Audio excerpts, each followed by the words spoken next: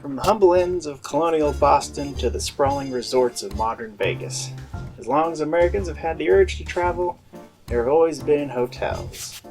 They've adapted and evolved over the decades to incorporate new tastes and innovations. The Cincinnati area holds many historic hotels that reflect those changing styles.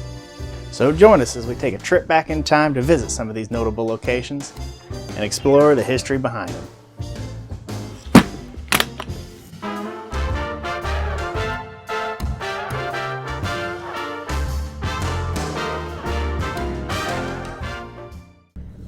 Our first stop is a town 1 hour due northeast of Cincinnati.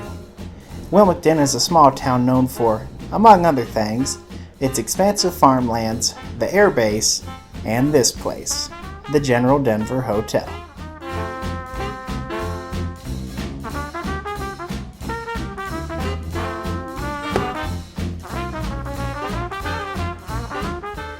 It was in the 1920s that Wilmington community members saw the need for a hotel. The town's prime location between Cincinnati, Dayton, and Columbus meant they saw lots of visitors traveling up State Route 22, the major thoroughfare that runs through town. It was in 1927 that the Commercial Club of Wilmington made their intentions known that they wanted to construct a hotel. A consulting firm from Harrisburg, Pennsylvania, determined the best hotel fit for Wilmington was a first-class modern hotel with up to 40 rooms with the ability to double the number of rooms.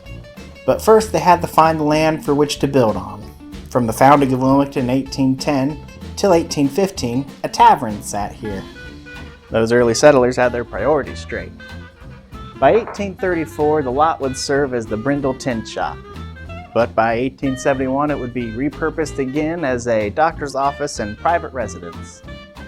Finally, in 1927, the Commercial Club would purchase the lot and raise all the buildings to the ground in order to make way for their new hotel. They raised money for this endeavor by selling shares in the hotel. With the goal of reaching $150,000, they started their drive in March of 1927, and by April that year, they had raised over $157,000. The name came via a local competition. A clerk in the auditor's office won the $10 prize with the General Denver Hotel, in honor of Wilmington's most notable resident, James Denver, Civil War commander and namesake of Denver, Colorado. And so construction began. John Atkins, an architect from Cincinnati, was hired to design the Denver Hotel. It was his vision to create a Tudor Revival-style hotel that invokes the image of an old English country manor.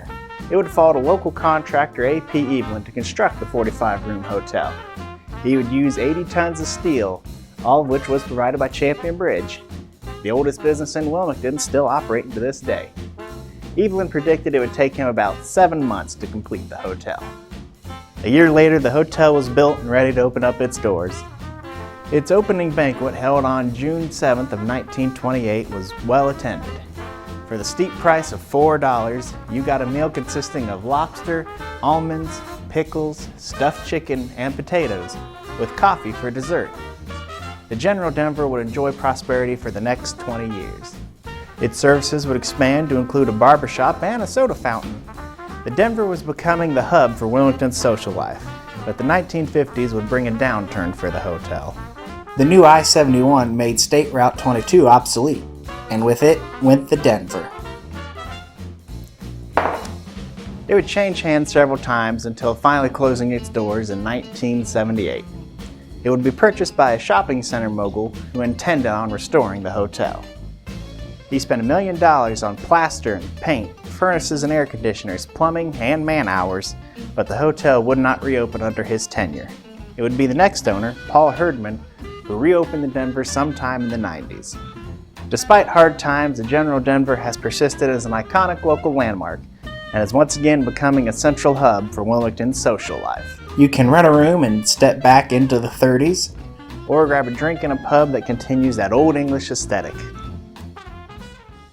From a quiet small town to the bustling Queen City herself, our next stop is a hotel that sits in the heart of downtown. Between Great American Ballpark, Fountain Square, and Paul Brown Stadium is this Second Empire piece of art known as the Cincinnatian. In 1882, Cincinnati was transforming into a modern city of the 20th century, attracting culture, arts, and visitors from all over the world. The Cincinnatian, then called the Palace Hotel, was designed as a grand hotel meant to epitomize the sophistication of the emerging era. The 8-story, 300-room hotel was designed by the man who built Cincinnati, Samuel Hannaford, who constructed over 300 buildings in Cincinnati from 1850 until his death in 1911. It was considered a modern hotel because it was the first in the country to include incandescent lighting and a hydraulic elevator. It was simpler times. Guests could enjoy food prepared by the Cricket, the hotel's restaurant. If you were dining here in December of 1890, you would notice a very unusual item on the menu. The palace controversially served loin of elephant. The loin came from Old Chief, a deadly, but also mistreated, elephant from the Cincinnati Zoological Gardens that was put down via firing squad. No comments on what it tasted like. The hotel would experience a major downturn in the 1950s, even after a name change to the Cincinnatian. The deterioration and neglect of the building led it to almost becoming a parking garage. It would be registered as a historical landmark in the National Register in the March of 1980. While that did keep it from becoming a parking garage, it didn't stop the decline of the building. It would end up closing its doors for most of the 80s. After a $25 million renovation, the Cincinnatian reopened in 1987. The renovations included reducing the 300 rooms to 146 bigger, updated rooms, as well as an enormous atrium topped with a vast skylight.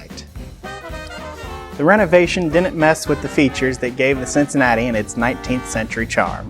The marble and walnut grand staircase was left, along with the exterior's Second Empire facade.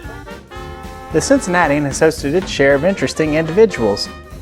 During his 1885 investigation, Pinkerton detective Frank Geyer stayed at the Palace Hotel as he hunted serial killer H.H. Holmes, who Geyer believed could be stalking the streets of Cincinnati.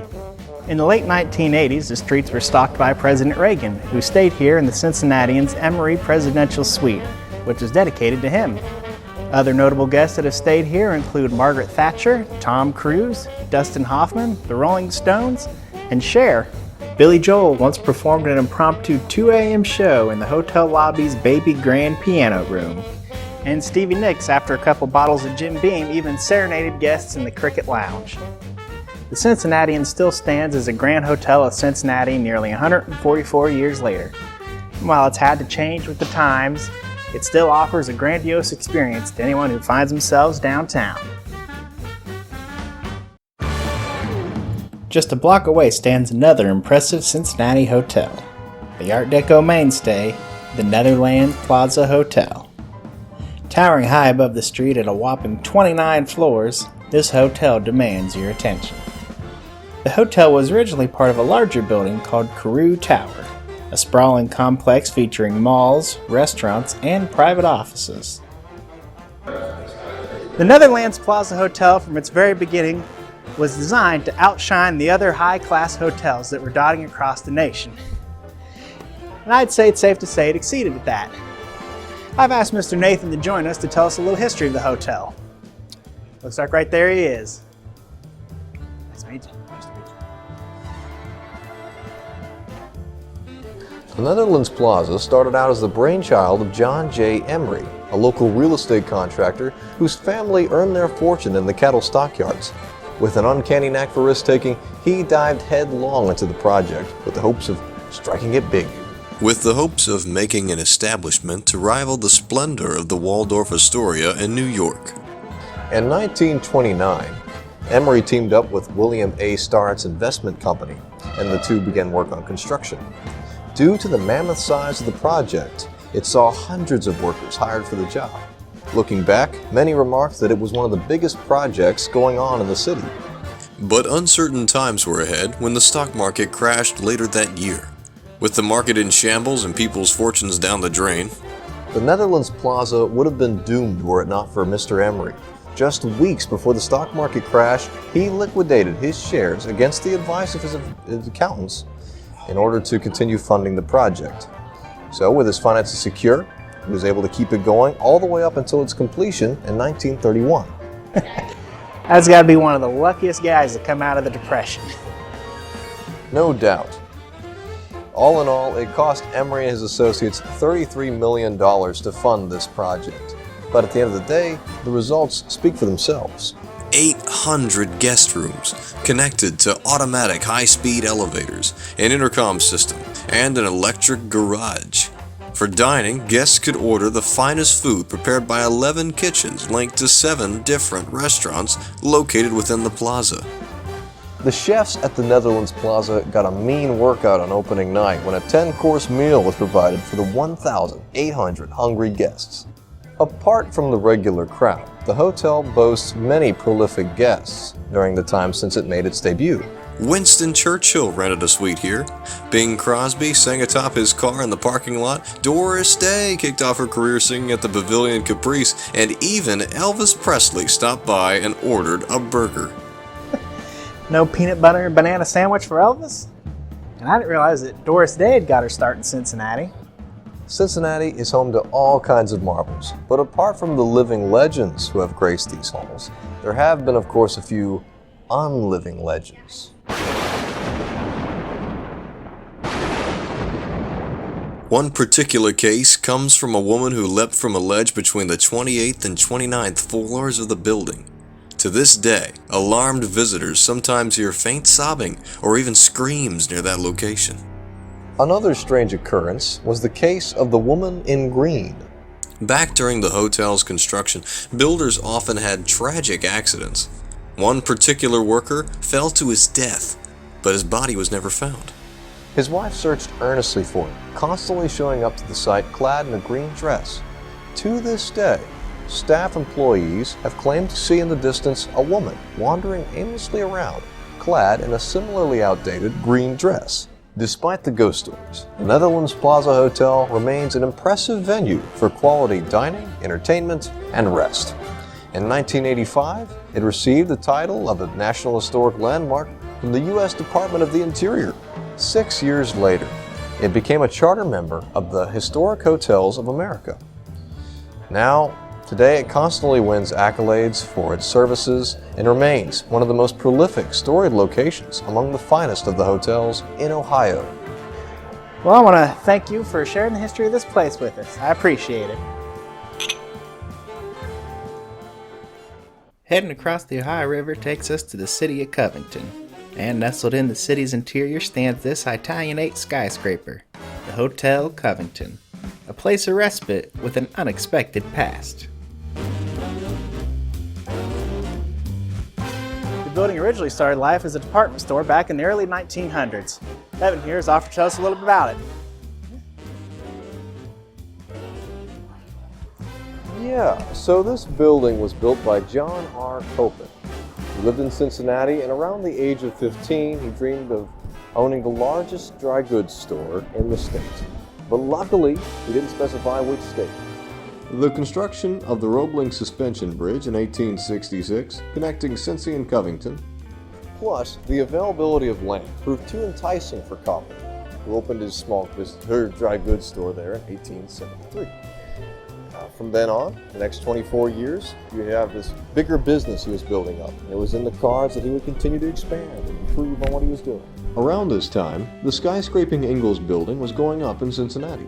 It was the first in the area to use reinforced concrete and brick. Copen wanted it to imitate his design for his new department store. While he was a successful businessman, he did lack the funds to actually build the skyscraper. So he did what any good Kentuckian would do, went to a horse race. A friend of Copen's in the racing industry told him about a horse named Knowledge that had lost a string of races. Turns out, Knowledge had tender feet. Running on hard-packed dirt caused Knowledge a lot of pain. So, with the forecast of a rainy weather coming in, Knowledge was due for a win. Well, I guess the weatherman was right. So, when it started raining, Copen went to all the betting sites to get the best possible outcome for his horse. Thanks to the muddy racetrack, Knowledge won out. And he returned home triumphant, his suit stuffed to the brim with cash, ropes tied around his wrists and ankles to prevent the money from falling out. Construction began in 1907, but was quickly stalled due to the panic later that year. It was in 1910 that this building, with all 7 stories, was complete. So, by the time Copen passes away in 1913, his store was the biggest in the state. So, his family carries on his legacy up until around the late 1920s. So, the store continued to go through quite a few remodels, weathering its way all the way to the Great Depression, until after fierce competition with Florence Mall, it has to close its doors in 1977. So all the way through the 90s, up to the 2010s, this building would become Covington's city building for their government functions. Eventually, the government would move their base of operations down to Pike Street. Finally, it became the Hotel Covington in 2016, with a remodel that brings in the new while adding on to the old. The Hotel Covington keeps the legacy of this building close to their hearts. It holds 114 luxury rooms and a restaurant that bears John R. Coppen's name. Evan, I want to thank you for sharing that story with us. Our final stop takes us back out of the city and 35 minutes north to the town of Lebanon, Ohio. A bustling town with a casino just down the road and a downtown that keeps its old-timey charm, thanks in partly to this hotel, the Golden Lamb. Able to lay claim to the oldest hotel in Ohio, the long history of the Golden Lamb starts in 1803.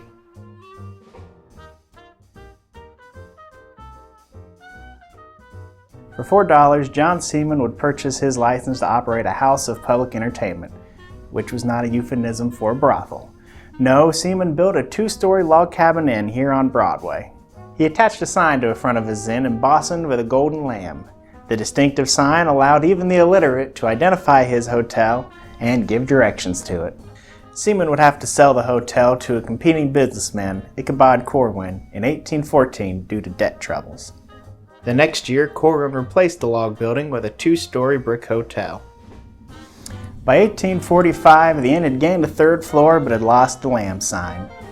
New management meant that the hotel was under a new name. The Lebanon House was printed across the front door and used in all their advertisements. And by 1878, they had gained a 4th floor.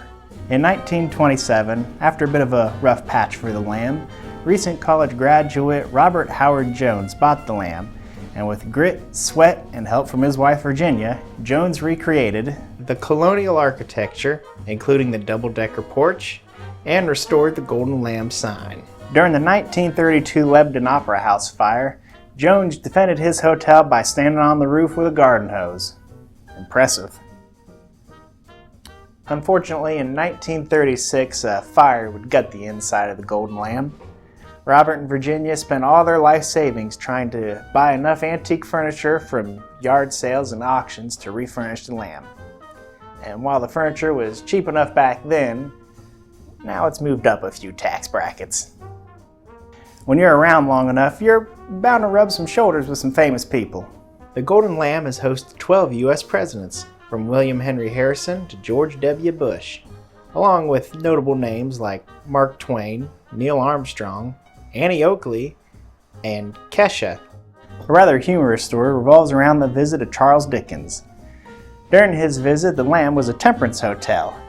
He became rather irritated that he was unable to get a glass of brandy to go with his dinner. Well, they offered him tea and coffee, but ever the persnickety Englishman he was, he remarked that they were both awful. I don't know, it tastes pretty good to me.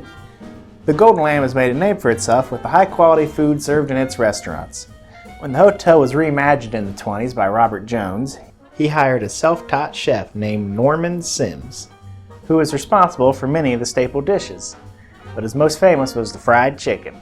Legend holds it that in the 1930s, a gas station owner named Harlan Sanders visited the Golden Lamb to try their famous fried chicken. He asked Chef Sims for the recipe, who obliged.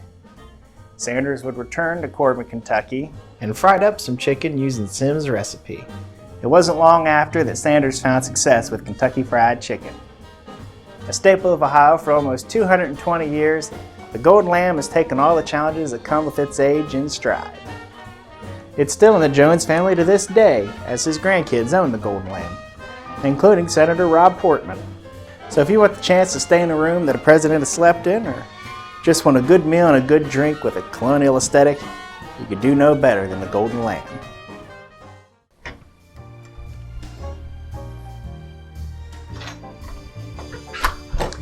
So if you ever find yourself on the road, Southern Ohio has never lacked for high-quality hotels, each with histories full of community cooperation, lucky gambles, rebirths, and wild parties. Whether you prefer a flashy hotel that invokes the roaring 20s, or a cozy inn that reminds you of simpler times, there's a room full of history waiting for you to spend a night.